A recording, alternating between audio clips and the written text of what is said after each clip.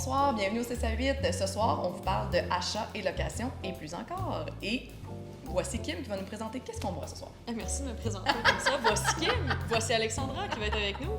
Donc, Alexandra, Oui! aujourd'hui, on boit un petit cidre biologique pétillant du domaine de la France. Donc, c'est brassé à Saint-Joseph-du-Lac. Super! Oui, c'est biologique. Oh, bio, on aime ça. On aime ça, Absolument. du bio. Bio du Oui. Québec. Du Québec. Puis J'adore. la chose qui m'a closé de l'acheter, c'est le nom. Il s'appelle le Tintoué. Tintoué! OK! Ah, vraiment ça. On va pas mourir. Ding, ding, ding, c'est ding, un ding, cidre. Cheers! Cheers, ma chum. J'ai bu cette fois. Wow! OK, belle découverte, Kim. Il est vraiment bon, hein? Puis, pas trop sucré pour un cidre. Ouais, c'est. Moi, c'est ce que j'aime moins absolument dans les cidres. Celui-là, il est pas trop sucré, mais il goûte pas le jus de pomme non plus, tu sais, ou trop l'alcool. Pour le temps des fêtes, c'est une belle petite découverte, ça, là. Il est franchement délicieux. Un autre petit gorgée, peut-être?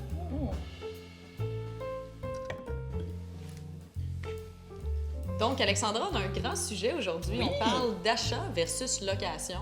C'est une- Je pense que c'est un questionnement que tout le monde s'est déjà posé. Assez commun. On va commencer par expliquer mieux la location, le principe de la location. Parfait. Souvent, les gens se disent juste, ça c'est le fun, le paiement il est moins cher, parce que c'est souvent le cas. Mais pourquoi il est moins cher? Donc, je vais commencer par prendre un exemple un peu concret. On va prendre une voiture à 20 000 par exemple. OK. Il y a peu de voitures à 20 000 Oui, c'est maintenant, ça, je mais me disais un petit peu, on va mais prendre 20 000 parce que quand c'est même. un chiffre assez facile. Parfait. Donc, la location, c'est basé, en fait, le manufacturier va décider d'une valeur résiduelle de la voiture. OK. La valeur résiduelle, c'est quoi? C'est la valeur qu'ils estiment au terme de la location. Donc, par exemple, prenez une location de 4 ans. Le manufacturier tente de se projeter dans le futur et de déterminer combien la voiture va valoir dans 4 ans par rapport au marché Je actuel, comprends. les changements. C'est pas une job facile. Non, hein? Ils font ça depuis très longtemps, donc ils se trompent pas si souvent, mais ça arrive Rarement. qu'ils se OK. trompent. OK. Donc, ils déterminent une valeur résiduelle. On va prendre pour le bien de cet exemple-là, on va dire que la valeur résiduelle, dans 4 ans, c'est 15 000. C'est vraiment du cas par cas, on s'entend? Absolument. OK, Ça fait parfait. aucun sens. En 20 000, 15 000 valeur résiduelle, Ouais. là, ça On dit n'existe des pas. chiffres pour dire des chiffres. Exactement. C'est juste pour bien l'illustrer. Donc, on a un véhicule, prix de vente 20 000 plus taxes. On a une valeur résiduelle dans 4 ans de 15 000 OK. La location, en fait, c'est que pendant la durée de la location, tu vas payer la différence entre le coût d'achat et la valeur résiduelle. Donc, dans ce cas-ci, 5 000 Je comprends. plus les taxes, bien Plus les évidemment. taxes, évidemment. Donc, 5 000 sur 4 ans, c'est ce qui va déterminer ton paiement mensuel. Évidemment, plus taxes. Ce qu'il faut comprendre aussi, c'est que quand on achète le véhicule, on va payer la totalité des taxes. Donc, 20 000 plus taxes, qui revient à 23 000, versus en location. Si on paye 5 000 sur 4 ans, on va payer seulement les taxes sur 5 000 sur 4 ans. Lorsqu'on arrive au terme de la location dans 4 ans, vous avez deux choix.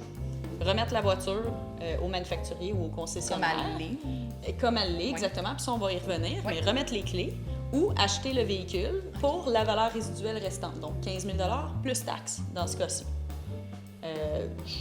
Ça fait-tu du sens? Oui, la valeur résiduelle bouge pas. Elle est décidée au départ. Absolument. Et c'est la même qui est au contrat au départ. Exact. OK. Et ce qui est important de savoir, c'est que la valeur résiduelle dans un contrat de location de manufacturier, quand on dit manufacturier, on parle de Honda, Toyota, Acura, Audi, Mercedes, et ainsi de suite. Concessionnaire choisi. là. Exactement. Pas une location privée, on y reviendra, mais une location là, avec un manufacturier. La valeur résiduelle, elle est immuable. Donc, c'est une valeur résiduelle qui est garantie.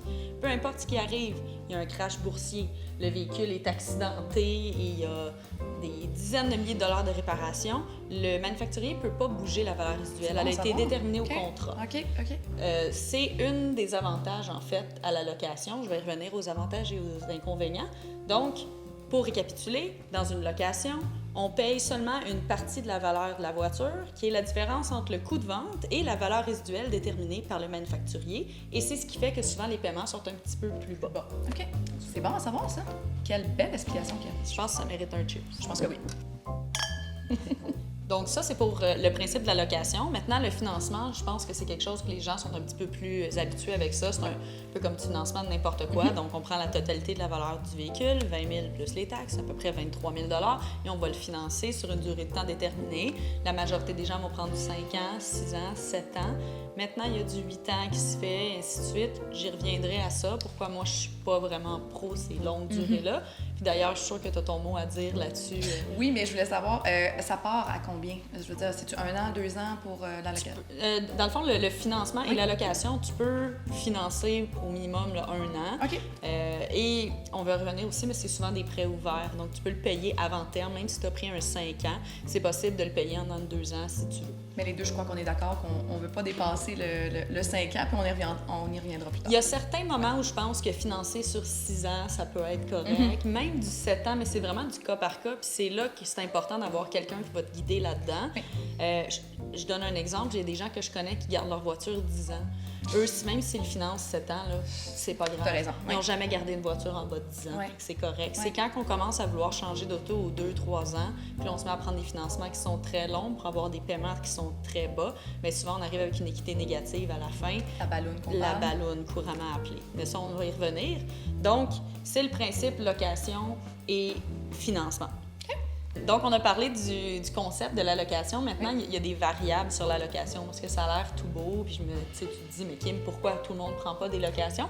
Il y a des variables dans la location. OK. Donc, quand on loue un véhicule, on va toujours devoir choisir un kilométrage d'avance qu'on va parcourir. Ça marche par année. Habituellement, c'est 8 000, 12 000, 16 000, 20 000, 24 000 ou 25 000, dépendamment du manufacturier. Et c'est très rare que ça va au-delà de ça. Si on va au-delà de ça, on appelle ça du kilométrage prépayé. Donc, ça vaut plus ou moins la peine. OK. Donc, c'est important. En fait, la location, ça peut être avantageux, mais il faut vraiment savoir ce qu'on va faire avec la voiture. Parce que si tu prends un kilométrage défini à 25 000 km puis finalement, tu en fais 40, ben ça peut être dispendieux. Parce qu'en fait, quand tu loues une voiture, c'est que tu dis au manufacturier, oui, je m'engage à payer tant par mois, selon la valeur que vous avez déterminée, et cette usure précise de cette voiture-là. Donc, je vais l'utiliser 4 ans à raison de 20 000 km par année. Et également aussi s'il y a de l'usure excessive sur la voiture. Donc, quand tu rapportes la véhicule. Donc, quand tu rapportes le véhicule au concessionnaire, ils vont faire une inspection retour de location. Donc, tu t'engages à utiliser le véhicule X nombre de temps sur X nombre de kilomètres, mais tu t'engages aussi à le rapporter dans un état décent et spécifique qui est de l'usure normale. C'est ce qui est difficile, je trouve, quand on s'en va en location. Les gens ne savent pas nécessairement c'est quoi une usure normale. Oui, c'est vrai ça. Puis d'ailleurs, on a fait, toi et moi, des retours de location pas mal, puis on sait à peu près le barème usure excessive. Donc, je peux vous donner peut-être un ordre d'idée. Oui, je pense que ça serait bien. Ouais, quand on parle d'usure excessive, bien, premièrement, les pneus ne peuvent pas être finis. Il faut qu'il y ait encore une petite durée de vie au niveau des pneus. Faut qu'il y ait un pneu. Faut qu'il y ait un pneu. Faut qu'on puisse rouler avec. Ensuite, faut pas qu'il y ait de lumière allumée dans le tableau de bord. Check engine, entretien dû, frein à faire. Dès qu'il y a une lumière d'usure allumée, ça passe pas non plus au retour. Si les freins sont sur le bord de finir, mais qu'il n'y a pas de lumière allumée, évidemment, ils vont pas aller mesurer ton frein. Mais logiquement, si la lumière est allumée, c'est que tu dois, en tant que propriétaire du véhicule, changer les freins. Fait que s'assurer qu'il n'y ait juste pas de lumière. Oui, exactement. Bien, que tu as fait l'entretien nécessaire. Ouais. Ensuite, il y a les graphings et les POC. Donc, on dit que généralement, une POC, Montre-le un petit peu, là. Une POC, c'est 1 pouce et moins, c'est l'usure standard. Ils vont, sincèrement, pour l'avoir fait avec toi, ils vont vraiment le mesurer avec une règle. Absolument. Ouais. Ils vont mesurer avec une règle. Même chose pour les égratignures. Les égratignures, on parle de moins de 2 pouces, c'est de l'usure standard. Et évidemment, elle ne doit pas être extrêmement profonde. En gros, si tu la regardes, puis ça semble être un accident ou si c'est vraiment majeur et marqué, il va avoir une charge au retour de location parce qu'il n'est pas dans l'usure normale. Et de là, on va en parler, on a dit dans d'autres capsules, mais il y a des protections après, justement, après achat qui va inclure la protection au retour de location. Absolument. Donc, si tu n'es pas sûr que tu vas être capable de ramener le véhicule dans l'état demandé par le manufacturier, il y a des protections qui existent pour te protéger. À suivre aussi parce qu'il n'y a jamais rien qui est parfaitement parfait et blanc ou noir. T'sais. dans la vie, il y a des choses qui sont bonnes pour certaines personnes, d'autres qui sont Mais bonnes je pense pour que d'autres. tu le dis bien. Pour certaines personnes, il y a des protections qui sont parfaites. Justement, quand j'étais directrice commerciale, j'avais accès à plusieurs produits de garantie, de protection, et c'était vraiment du cas par cas. Donc, c'est sûr que c'est bien à valider selon tes besoins, ce que tu fais comme utilité avec ta voiture, et ça, on va en parler un petit peu plus tard, mais pour savoir qu'il y en existe sur le marché actuellement. Donc, il y a d'autres choses aussi. Par exemple, les gens qui aiment modifier leur voiture dans une location, c'est pas permis de retourner le véhicule avec les modifications. Okay. Donc, c'est quelque chose à prendre en considération, ce qui m'amène aux avantages et aux désavantages de la location versus l'achat, le financement. Okay. C'est sûr que la meilleure façon de déterminer tes besoins, de savoir qu'est-ce qui s'applique le mieux puis qu'est-ce qui est le mieux pour toi, c'est de parler avec un professionnel, comme dans tous les domaines. En l'occurrence, un courtier automobile. C'est ce que je fais. Moi, je conseille les gens. Mais mettons qu'on veut faire une synthèse générale, là, si tu veux savoir si la location ou l'achat, c'est bon pour toi. Au niveau des avantages de la location. Donc, la location, l'avantage, c'est que c'est une durée précise et déterminée. Et si tu as bien choisi ton kilométrage et que tu fais attention à ta voiture, techniquement, il n'y a pas de frais surprise au niveau de la location. Donc, ça coûte tant par mois, tu arrives à la fin, techniquement, tu remets les clés et on passe à autre chose. C'est fini. Oui. L'avantage aussi, c'est que ça te donne une option. L'option de l'acheter au terme de ta location. Tu as aimé ta voiture, tu as fait moins de kilométrage que tu pensais, tu n'as rien d'autre qui t'intéresse, tu peux toujours l'acheter après. Donc, ça te donne comme une genre de porte de sortie un peu ici. Je comprends. Sinon, au niveau des avantages, il y a évidemment que le paiement est moins cher qu'en achat, parce qu'on paye seulement une partie de la voiture. Dans tous les cas, le paiement va être moins cher. En location, généralement, oui. Je ne pourrais pas dire dans tous les cas, parce qu'il y a des fois où la valeur résiduelle est déterminée qui est très basse. Donc, logiquement, plus la valeur résiduelle est basse, plus le montant que vous payez est haut. Donc, on prend le même véhicule que tantôt à 20 000 $, on a pris une valeur résiduelle à 15 000 $. Si la valeur résiduelle, c'est 5 000 $, tu te retrouves à payer 15 000 $ sur 4 ans, ton paiement va être plus substantiel. Puis ça aussi, il faut savoir que ça varie avec le temps de l'année. Donc, en location, souvent au début des années modèles, quand, par exemple, les 2021 viennent juste de sortir, souvent les valeurs résiduelles sont plus hautes. C'est intéressant, OK. Donc, tu payes une plus petite partie de la voiture versus en fin d'année, souvent, il y a des plus gros rabais, mais les valeurs résiduelles sont plus basses. Donc là, ça peut être intéressant de regarder plus un achat. OK. C'est quand même assez complexe de voir la différence entre l'un et l'autre, mais si on retourne juste à nos avantages de la location, c'est que si, exemple, tu es malchanceuse, tu te fais rentrer dedans et qu'il y a ce qu'on appelle un car proof, un rapport d'accident, là, que tes assurances vont payer pour un montant de réparation sur ta voiture, ça, même si ça affecte la valeur de revente de ton véhicule, on l'a dit tantôt, la valeur résiduelle, elle est fixe et immuable, donc ça n'affectera pas ton retour de location ou ton paiement mensuel. Donc ça, c'est quand même grand avantage. Oui. Versus en achat, lorsque tu achètes la voiture, évidemment, la voiture, elle est à toi. Donc, si tu estimes que dans 4 ans, elle va valoir 10 000 $, mais que tu te fais rentrer dedans et qu'il y a 15 000 $ de réparation, évidemment, c'est moins facile à vendre un véhicule qui a été réparé, accidenté, réparé. Donc, elle va valoir moins cher. Et c'est toi, en tant que consommateur, puisque c'est ton véhicule, qui va assumer la perte ici. Donc ça, c'est un autre désavantage de la location versus l'achat. Maintenant, au niveau des désavantages de la location, bien, il y a le gros désavantage, c'est le retour de location. Donc, c'est arrivé souvent, tu le sais comme moi, parce qu'on a fait ça un bout de temps, au retour de location, que le client ait des surprises par rapport à l'état de sa voiture, les graphings, et ainsi de suite, l'état général du véhicule. Il manque un tapis, tu sais, ça peut être des choses banales. Pour plusieurs personnes, ça peut paraître bien comme retour, mais pour nous, c'est quand même, on a des points à suivre là, pour le retour. C'est parce que je pense qu'on n'a pas tous le même barème de qu'est-ce qui est acceptable ou non, mais le manufacturier, lui, a son barème et c'est celui-là qu'on doit respecter. Donc, si tu es quelqu'un qui fait très attention à ces choses, qui ne peut pas tolérer une graphing sur sa voiture, qui va tout de suite aller la faire réparer, bien, la location, il ne devrait pas avoir de problème.